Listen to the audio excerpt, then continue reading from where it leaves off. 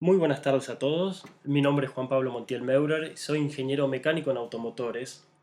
Desde el 2008 vivo en Alemania, en la región de Stuttgart, y me desempeño como ingeniero responsable en la puesta a punto de motores en vehículos para proyectos de autos deportivos. Hoy, Cloud Academy y Motor en Marcha me dan la posibilidad de compartir estos minutos con ustedes y poder transmitirles un poco lo que se vive dentro del mundo del diseño y del desarrollo de vehículos.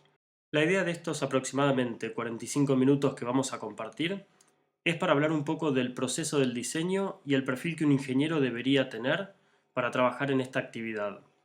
Si bien mi caso es el de un ingeniero mecánico, todo lo que charlemos ahora se puede aplicar también perfectamente para cualquier otra especialidad. Hoy por hoy hay muchísima información disponible con todo lo que tiene que ver con respecto a la producción de automóviles. Ensayos, muchas revistas, muchos periódicos se dedican a toda la parte que es producción, que son pruebas. Lamentablemente la parte del diseño y del desarrollo es un mundo bastante pequeño, donde muchas cosas son secretas, donde en la gran mayoría de los casos hay temas de conversación que están prohibidos, que no se pueden mencionar, y lo que se ofrece al público por lo general son generalidades. Es por eso que a veces cuesta muchísimo entender qué es el diseño de un vehículo. Yo ya hace muchos años que hago coaching con jóvenes que quieren estudiar ingeniería mecánica o con jóvenes que están ya estudiando ingeniería mecánica. Y la pregunta que yo siempre les hago es, bueno, el día que vos seas un ingeniero, ¿qué te gustaría hacer? ¿Tenés ganas de trabajar en la producción de automóviles o te gustaría más trabajar en la parte de diseño? Eso es una pregunta clásica que hago durante el coaching, porque me permite saber más o menos qué orientación tiene esa persona. Cómicamente un día una persona me dijo, Juan, la verdad es que no sé qué contestarte, no te puedo contestar si quiero hacer producción o diseño. Y no te puedo contestar básicamente porque no sé qué significa el diseño. Lo que yo leo en las revistas o lo que yo creo que puede llegar a ser el diseño, no sé si realmente es así. Tengo mucha información de producción, visité muchísimas plantas automotrices, pero no hice lo mismo con diseño, no hice lo mismo con lo que es desarrollo, entonces no sé en qué consiste exactamente. Eso realmente me abrió muchísimo los ojos y me permitió ver que lo que falta hoy por hoy es tal vez un poco de información con respecto a este mundo que es apasionante, que necesita muchísimo esfuerzo para llegar a los pocos lugares disponibles que hay en el mundo del diseño, pero que es un mundo realmente único. Hoy lo que yo quiero es tratar de mostrar un poquito la mentalidad que aquellos que aspiran un día a trabajar en el diseño deben tener. Vamos a empezar por lo más básico. Vamos a hacernos la pregunta que todo el mundo se hace cuando tiene que empezar a hacer algo que no conoce. Y es, ¿qué es el diseño? No sabemos qué es eso todavía. Entonces, la idea es, vamos a hacer lo que la gran mayoría de la gente hoy por hoy haría. Eso es ir a Internet, buscar en Google, Wikipedia. ¿Y en Wikipedia qué encontramos? Encontramos ahí que diseño es la creación de un plan o una convención para la construcción de un objeto o sistema. Está muy claro lo que están diciendo. La creación de un plan o una convención para la construcción de un objeto o un sistema. Ahora bien, esta es la definición de Wikipedia, que es correcta, a mi juicio es muy acertada, pero bueno, hay mucha gente que no cree tanto en Wikipedia y por eso prefieren ir más a una fuente un poco más segura. Voy a usar una segunda definición sacada del American Heritage Dictionary y dice así, el diseño es concebir algo en la mente, inventar y formular un plan. Aquí vemos que el concepto de diseño es muy parecido al primero que mencioné de Wikipedia. Básicamente es la misma idea, a partir de una fuente con un respaldo más grande, pero el concepto es el mismo. Si bien esto creo que es así y los dos son correctas, a alguien que le gustan los autos, que le gusta la mecánica, por decirlo de alguna manera, que son fierreros, tal vez no sea la definición que más le clarifique el concepto del diseño. A mí en particular, como ingeniero, escuché una vez una definición que me marcó, que hoy por hoy la tengo siempre presente, y que es la definición que dio Ayrton Senna. Ayrton Senna durante una entrevista dijo: yo no fui diseñado para salir segundo o tercero, yo fui diseñado para ganar. Esa definición me pareció perfecta, o sea, hay un objetivo, ganar, y él hace todo, usa todos sus recursos, todas las estrategias para poder ganar. Él como persona fue diseñado para ganar y es lo único que importa. Esa definición a mí como ingeniero mecánico es la que tal vez más me transmite y la que me da un panorama específico de lo que es el diseño. A la hora de diseñar un auto, vamos a basarnos en el concepto que acabamos de mencionar. Un auto podemos verlo como si fuese un objeto o una cosa. Lo que sucede en realidad es que ese objeto no es único, en realidad un auto es un sistema que está compuesto por muchos subsistemas. Y a la vez esos subsistemas están también compuestos por más subsubsistemas. Entonces, cuando diseñamos un vehículo, lo primero que nosotros queremos hacer es diseñar la pieza, ¿sí? Ahora, esa pieza tiene que cumplir una función. En el caso de un vehículo, la función es básicamente transportar a la gente, brindar seguridad en el momento en que la gente es transportada, hacer un buen uso de los recursos. Esto quiere decir minimizar el tiempo de transporte y tal vez reducir los costos. Cuando hablamos de minimizar los tiempos de transporte, eh, estamos hablando básicamente que un auto hace 30 años circulaba con una velocidad media de 80 kilómetros por hora. Hoy por hoy las autopistas, la velocidad promedio o media de circulación es alrededor de los 120. Aquí en Europa, inclusive en Alemania, en muchos tramos de autopista la velocidad es ilimitada. Los automóviles circulan a más de 200, 240 kilómetros por hora. Entonces, la forma de poder llegar a eso es decir, bueno, este objeto que es el automóvil tiene que cumplir esta función: transportar gente, brindar seguridad, recursos necesarios para disminuir el tiempo, para disminuir los costos. Los mantenimientos que un automóvil tiene hoy son mucho menores a los mantenimientos que tenía un automóvil hace 20 años. Hoy un service se hace cada 15, 20.000, 30.000 kilómetros. Un cambio de aceite es igual. Realmente el mantenimiento que se lleva hoy en un automóvil es muy, muy bajo en comparación a los autos de hace algunos años atrás. Otro aspecto muy importante en la función que tiene que tener un auto hoy en día es el cuidado por el medio ambiente. Hoy las leyes que permiten homologar un vehículo en un determinado mercado son terriblemente rigurosas. Hoy no cualquier auto puede ser vendido en el mercado europeo, en Estados Unidos, en Asia o incluso en América Latina. Entonces, todos estos aspectos forman parte de la función que debe tener el automóvil. Una vez que esta función se cumple, hay que pensar, bueno, ¿en qué condiciones hay que cumplir todo esto? Y el automóvil tiene que cumplir estas condiciones que mencionamos en todos los ambientes y condiciones posibles. Es decir, el automóvil no va a preguntar: hoy hace frío o hace calor, hay mucha humedad, estoy en una zona montañosa donde la presión es muy baja, donde tal vez hay muchos componentes externos que requieren un filtro de aire un poco más robusto y que dificulte el ingreso de aire al motor. No, tiene que funcionar, no importa la presión, no importa la temperatura que hay en el ambiente, no importa la humedad. Entonces, eso también es muy difícil a la hora de diseñar un auto. Entonces, todas estas cosas hay que tenerlas en cuenta para diseñar el auto. Pero bueno, para diseñar el auto también hay que tenerlas en cuenta para diseñar cada uno de los subsistemas que compone el automóvil.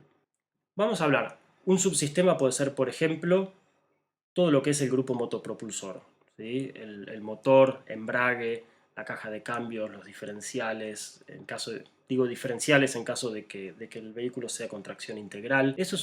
Tal vez podemos hablar también del sistema de frenos, del sistema de navegación y comunicación con otros vehículos. Hay muchos subsistemas. Para hablar de algo un poco más específico y que todo el mundo tenga noción, vamos a hablar un poco del sistema de frenos, ¿sí? Nosotros podemos pensar que el sistema de frenos es efectivamente un subsistema del automóvil. Efectivamente es. Pero ese subsistema a la vez está compuesto por otros subsistemas.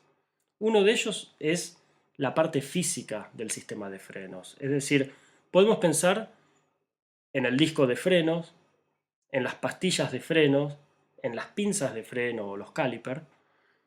Y nosotros hablamos de freno, pero en realidad hay que diseñar cada una de esas piezas. Por ejemplo,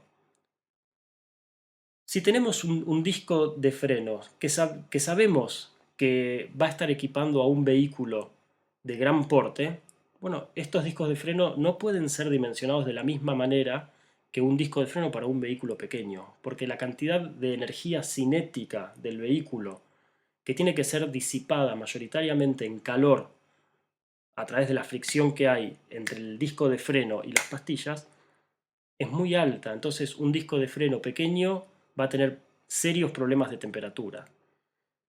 Entonces, aquí ya estamos empezando a ver un primer concepto de el objeto que estamos diseñando ya me está dando condiciones de contorno de diseño muy específicas. Las pastillas de freno es otra cosa. Las pastillas de freno tienen que funcionar en determinadas condiciones. Si yo uso unas pastillas de freno, diseño el sistema de freno, el diámetro de mis discos de frenos, el espesor para que disipen la cantidad de calor necesaria, y después las pastillas de freno no las dimensiono correctamente, estas pastillas van a estar siendo utilizadas en condiciones de contorno que no van a ser favorables y que, por ende, no van a funcionar como pensamos que iban a funcionar. ¿Mm? Lo mismo sucede con la pinza de freno. Si nosotros, por un motivo X, digamos, tenemos un vehículo y sabemos que para ese vehículo tenemos que equiparlo con un disco de freno de 300 milímetros de diámetro.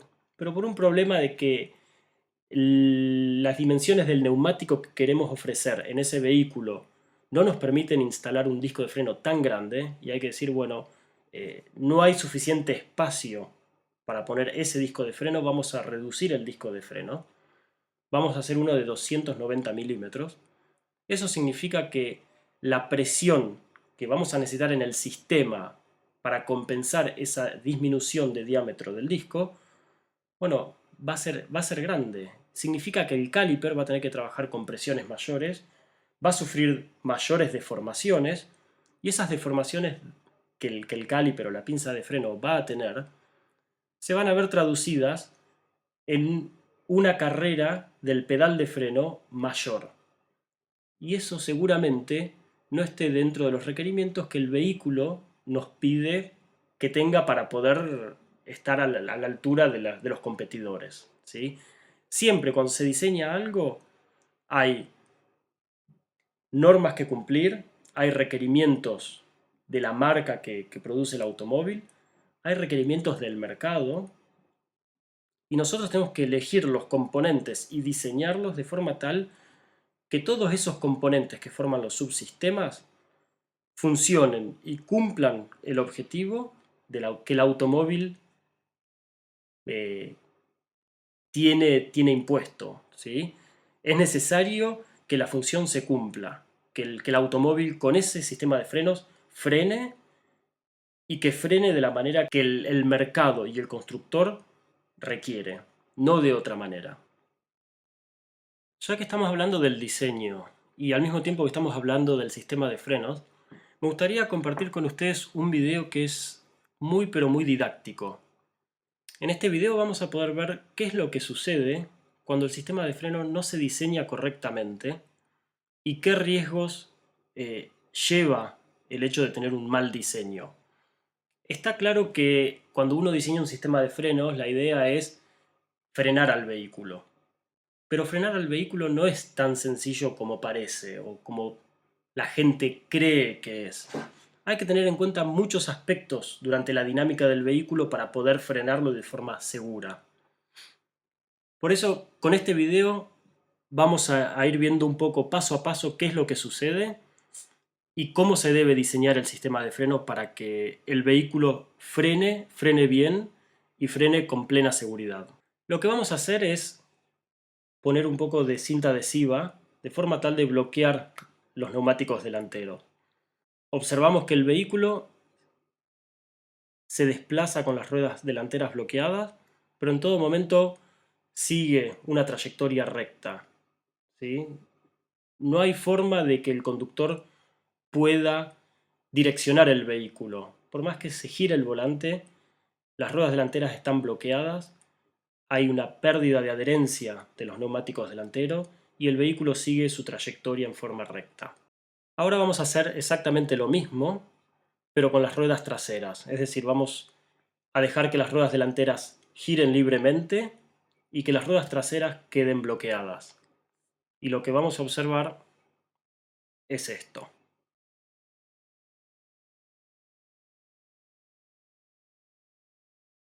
Pensando en este momento que es pura casualidad que el hecho de bloquear las ruedas delanteras haga que el vehículo siga en línea recta, mientras que bloquear las ruedas traseras signifique una pérdida de estabilidad del vehículo.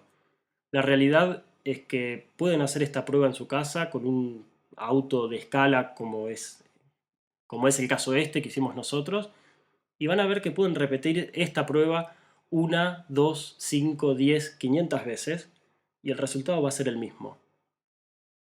No importa si el auto es deportivo, si es un camión, si es una pickup, el resultado es siempre el mismo. Bloquear las ruedas traseras significa pérdida de estabilidad del vehículo, una pérdida de adherencia del eje trasero y por ende pérdida de estabilidad.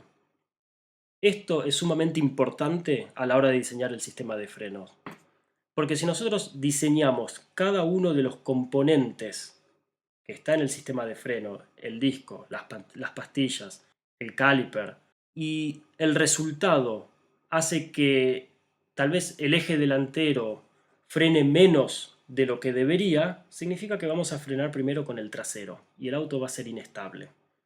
O tal vez por un mal cálculo el eje trasero o los frenos que equipan al eje trasero frenan más de lo que habíamos diseñado originalmente y obviamente el eje trasero va a perder adherencia con mucha facilidad y el auto va a ser totalmente inestable.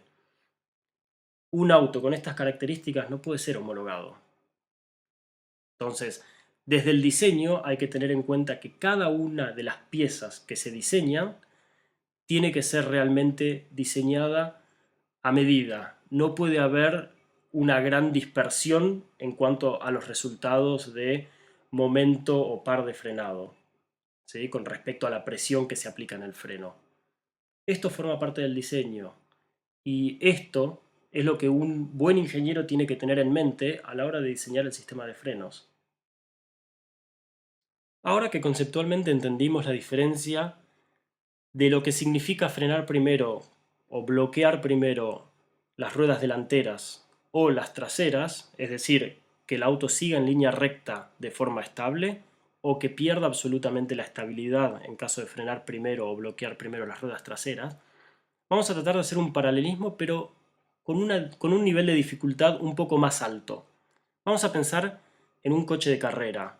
Para ser por ahí un poco más extremistas en el ejemplo, vamos a pensar en un auto de Fórmula 1. Si hay algo que caracteriza a un auto de Fórmula 1 es su bajo peso y su altísima carga aerodinámica. Es decir, con sus alerones delanteros y traseros y también por medio de sus difusores, podemos hacer que la velocidad genere una fuerza descendente del vehículo. Esto lo que va a hacer es aumentar la carga sobre el neumático. Como podemos ver ahora en la imagen, si el auto se encuentra detenido, la única fuerza que actúa es el peso, ¿sí? Es decir, que ese peso se va a distribuir en cierta manera en el eje trasero, representado por Fr, 0, porque es velocidad de 0 km por hora, y en la fuerza delantera, F también a 0 km por hora. No existe carga aerodinámica en este caso. Ahora bien, en la medida que el auto aumenta su velocidad, va a aumentar la carga aerodinámica. Por eso, como podemos ver, si el auto circulase a 150 km por hora, aparecería una carga vertical debido a la carga aerodinámica que nos va a ayudar a frenar al vehículo, porque vamos a tener mayor carga sobre los neumáticos. Lo mismo va a suceder si en vez de circular a 150 km por hora, circulásemos a 300. La carga aerodinámica sería tan grande que el potencial de frenado disponible sería muy alto. Todo esto se debe a la carga aerodinámica que tenemos debido en parte a los alerones delanteros y traseros. No es fácil diseñar los alerones, porque hay que diseñarlos de forma tal que, utilizando siempre el mismo sistema de frenos, el auto no sea inestable. Como habíamos visto en el video anterior, si nosotros bloqueamos las ruedas traseras, el auto es inestable. Bueno, pensemos ahora en un coche de Fórmula 1 que fue diseñado para tener una determinada carga aerodinámica y se decidió poner un alerón delantero de determinada característica y un trasero de determinada característica que trabaja bien conjuntamente con el delantero.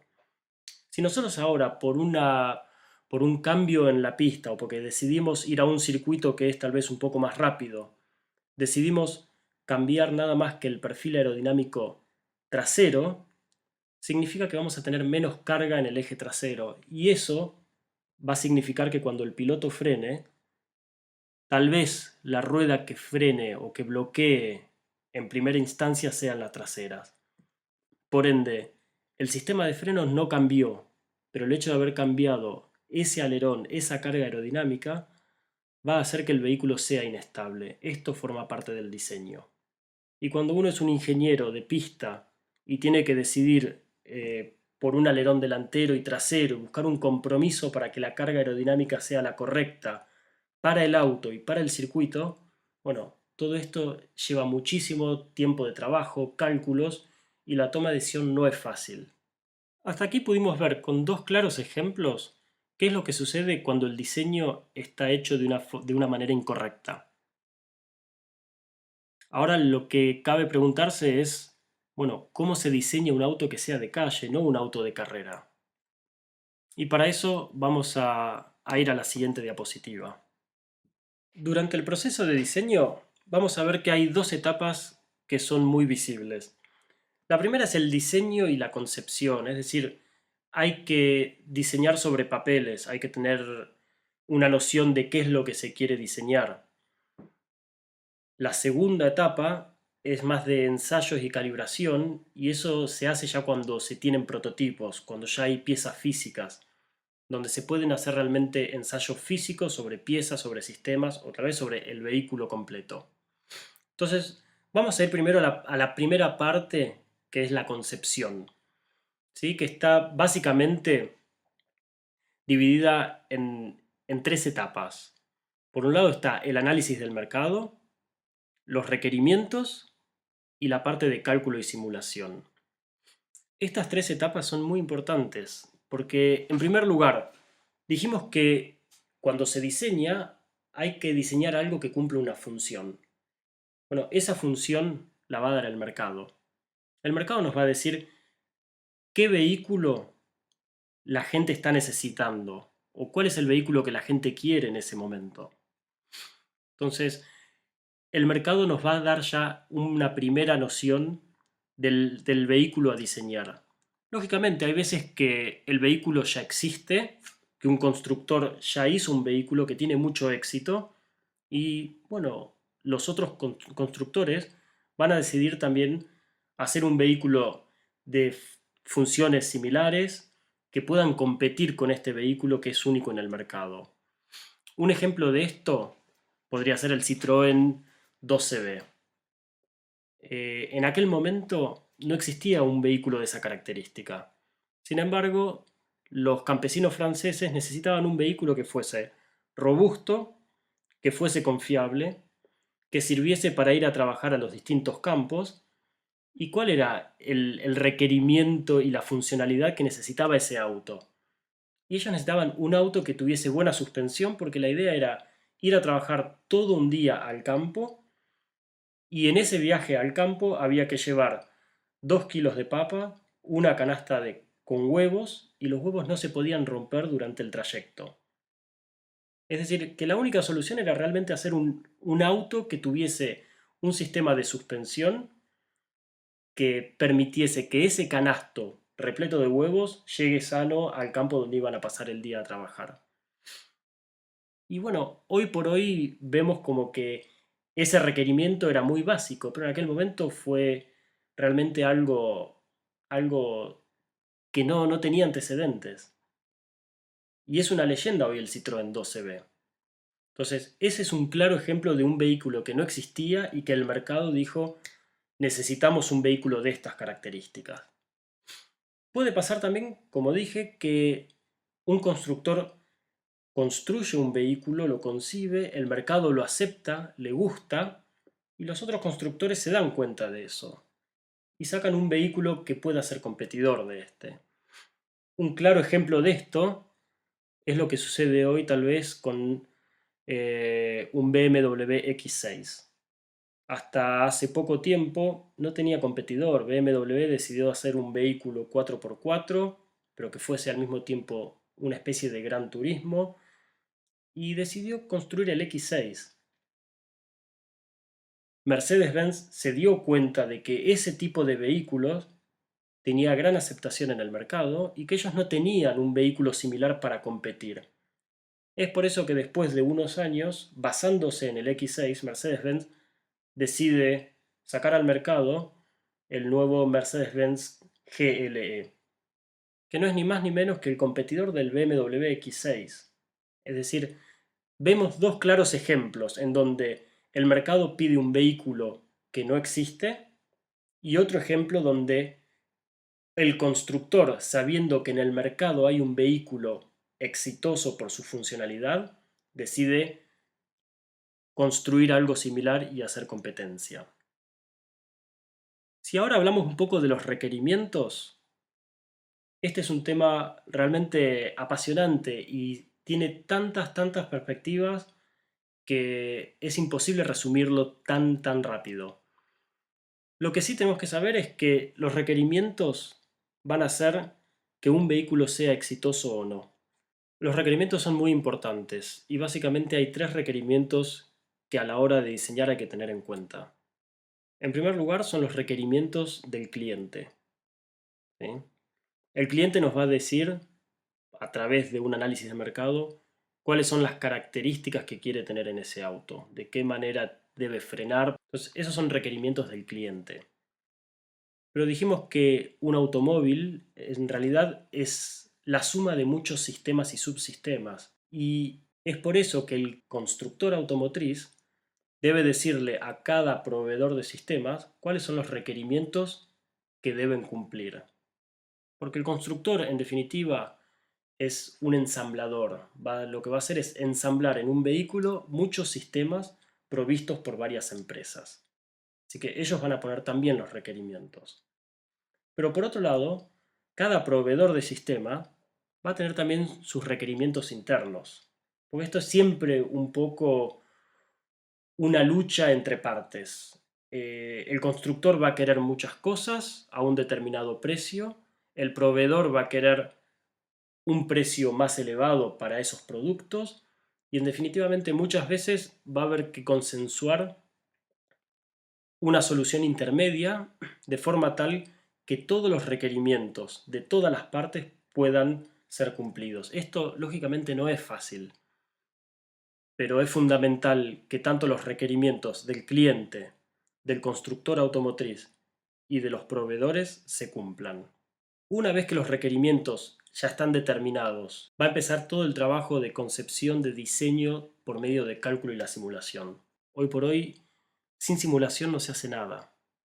No es como antes que tal vez se podía llegar a hacer ciertas cosas por medio de prueba y error, y en caso de que los requerimientos no fuesen satisfechos, se podía hacer un rediseño y tratar de mejorar lo que ya se había hecho antes. Hoy por hoy absolutamente todo es en función de cálculos y de simulaciones. Katia es tal vez el software que más se utiliza, no es el único, hay muchos otros. Para la parte de simulación es muy común ver que se generen muchas simulaciones por medio de MATLAB. En definitiva, estas son simplemente dos herramientas. Hasta ahora, todas las etapas que mencionamos fueron etapas de estudio que se llevaron a cabo en papel, por decirlo de alguna manera. Una vez que la etapa de cálculo y simulación se terminó, hay que fabricar piezas que puedan dar origen a la etapa material del proyecto. En esta etapa se comienzan a ensayar las primeras piezas y prototipos. Lo que es importante mencionar es que estas piezas son fabricadas artesanalmente. Recién en una etapa más avanzada del proyecto van a estar disponibles las piezas hechas con el proceso de fabricación final con el que se harán durante la producción. Es por este motivo que todos los vehículos prototipos tienen que estar equipados con las medidas de seguridad mínimas para asegurar que no hay ningún tipo de riesgo para el piloto o para otras personas que estén en los lugares de ensayo.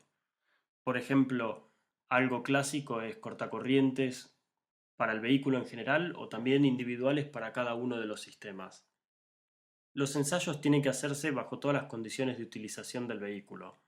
Es por eso que se organizan viajes y se hacen los ensayos o los periodos de prueba en todos los diversos tipos de clima posible.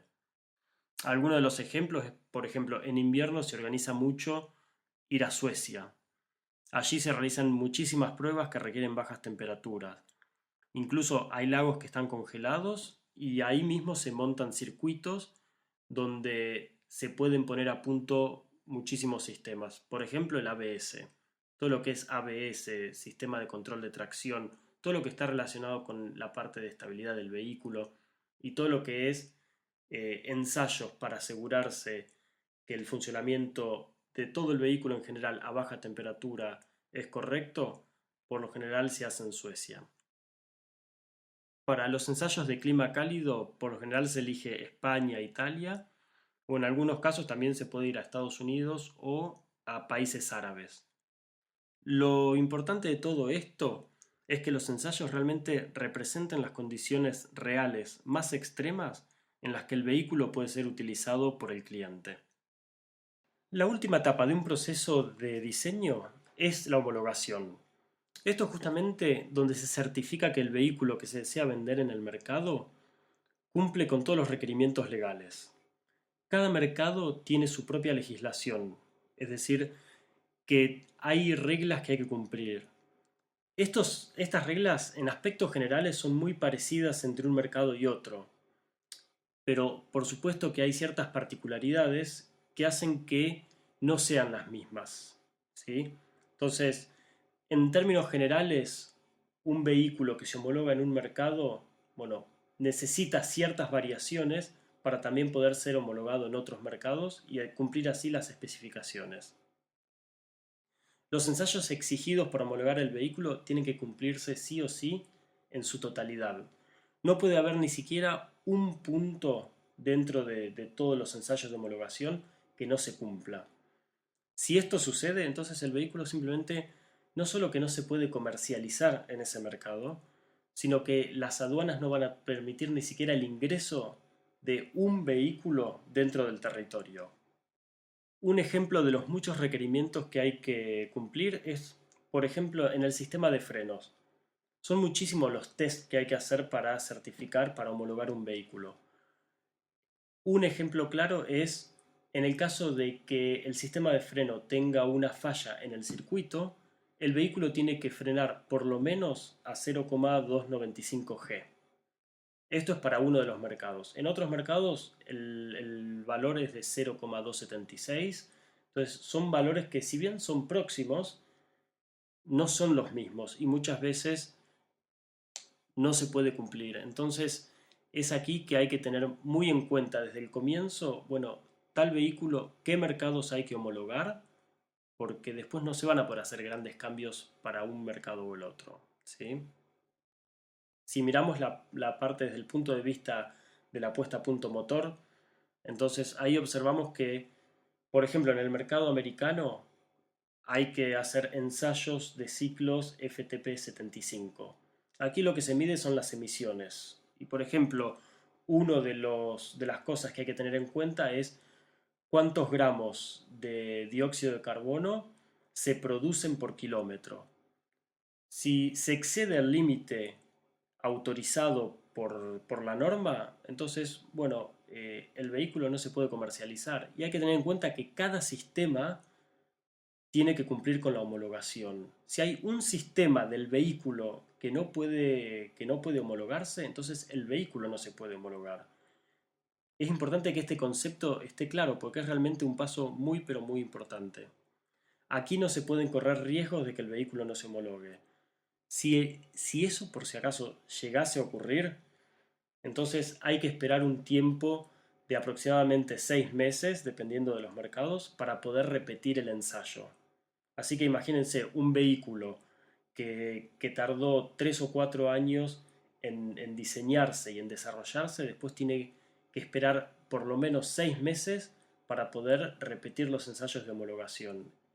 Eso sería realmente fatal para cualquier empresa o para cualquier constructora automotriz. Hasta aquí hablamos del diseño, de las etapas del diseño, de las definiciones del diseño. Lo que no mencionamos hasta ahora es las personas que trabajan en el diseño. Este es un factor muy importante a la hora de diseñar un vehículo, porque digamos es la materia gris que va a concebir el vehículo y que va a permitir que el vehículo pueda cumplir todos los ensayos y finalmente pueda entregarse a los clientes que lo compran. Entonces, ahora me gustaría detenerme un poquito en el perfil que tiene que tener un ingeniero. Si bien hay muchísimas cualidades diferentes dentro de las personas, a la hora de trabajar en un grupo se ven 4 características básicas dentro de la personalidad. Estas características son la del planificador, la del creativo, la del conciliador y la característica de la persona que hace, continuamente hace. Dentro del diseño se necesitan gente que tengan estas características primordialmente. ¿Por qué? En primer lugar, los planificadores son necesarios para marcar los tiempos del proyecto. Son los que organizan, son los que delegan, son los que van viendo que las tareas se van cumpliendo en tiempo y en forma. Si esto no se lleva a cabo con una sincronización, diría, casi perfecta, entonces el proyecto realmente no va a ser viable, porque hay que pensar que son muchísimos sistemas, muchísimas personas, y si todo eso no se planifica adecuadamente, entonces todo se va a extender tanto que no va a ser rentable. Los costos van a ser tan altos que ningún proyecto podría concretarse algún día. Entonces, el tema de planificar las actividades dentro del diseño es fundamental y el aspecto planificador de las personas que trabajan en el diseño es importante. El otro perfil muy pero muy buscado es el creativo, porque los creativos son las personas que encuentran soluciones a los problemas que surgen inesperadamente. Siempre que se diseña algo, hay que pensar que van a haber problemas que no se tuvieron en cuenta, que no se imaginaron. Entonces, depende de la creatividad de las personas que trabajen en el proyecto, las soluciones que se puedan encontrar. Y por lo general, las personas que son creativas tienen soluciones que son no solo relativamente económicas, por llamarlo de alguna manera, sino que son viables, pero además son de aplicación rápida y efectiva. Eso es fundamental. Cuando surge un problema no podemos perder mucho tiempo para encontrar una solución. Tiempo significa dinero y el dinero realmente es algo que en las etapas de diseño eh, es muy pero muy costoso y bueno, no se puede perder tiempo en esas cosas. El conciliador es definitivamente un perfil que tiene que tener alguien que maneja gente, que tiene gente a cargo, que lidera un grupo. Por lo general, cuando uno trabaja en diseño, trabaja con gente que es muy especialista. Y los especialistas son gente muy conocedora de todo, pero que son muy testarudos. Ellos saben perfectamente el dominio en el que están trabajando y por lo general es muy difícil dar el brazo a torcer o que ellos decidan que una solución que no es la que proponen ellos sea la correcta. Cada uno obviamente quiere que su parte del proyecto se realice correctamente. Entonces, por lo general los especialistas están enfocados en sus tareas y es muy difícil tratar de encontrar un punto intermedio entre dos especialistas que trabajan en dos cosas diferentes. Sin embargo, hay que encontrar ese punto intermedio, un compromiso. Y es aquí donde las personas que tienen un carácter conciliador tienen realmente un peso muy importante.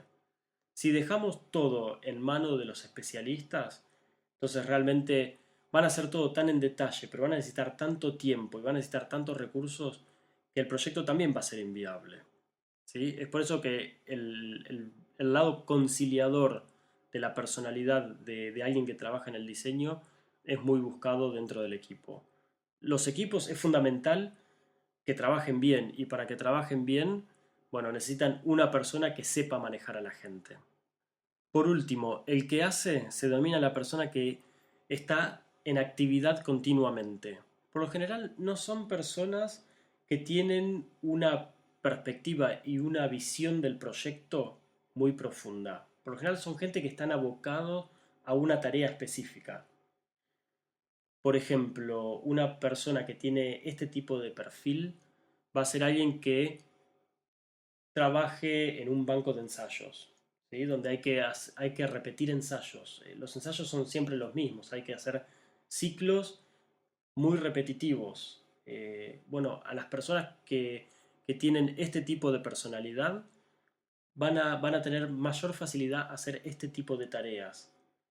Eh, Esto no quiere decir que un perfil profesional sea mejor o peor que el otro, son simplemente distintas características dentro de la personalidad de las personas que trabajan en el diseño o en un equipo. Y todas estas características son necesarias. Es simplemente que dependiendo de la característica que uno tenga en su personalidad, le va a ser más fácil realizar una tarea o la otra.